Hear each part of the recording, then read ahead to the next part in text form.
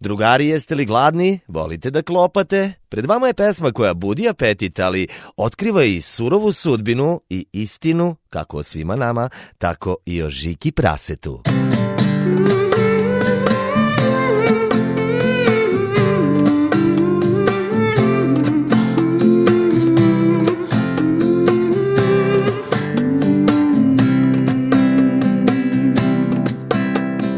Mika voli kada mama spremi gulaš, eno ga i danas na ringli se kuva, a unutra Žika prase rodom iz Trstenika.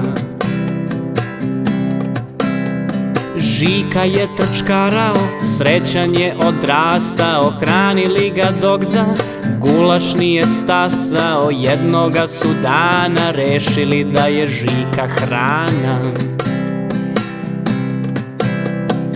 U gulašu il na ražnju ne privlači nikom pažnju.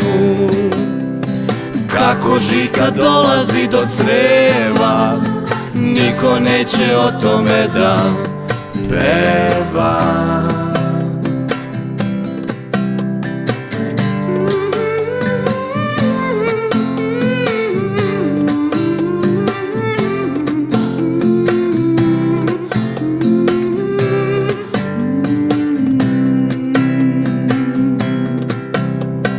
Ljudi jedu bube, ljudi jedu ljude, važno im je samo ukusno da bude. Jedu sove i slonove, nešto gaje, nešto love.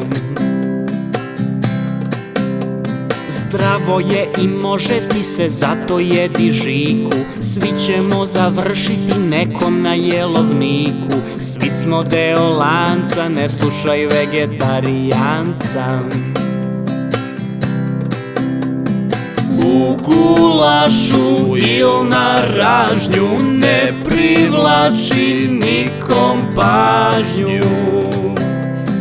Kako Žika dolazi do creva, niko neće o tome da peva.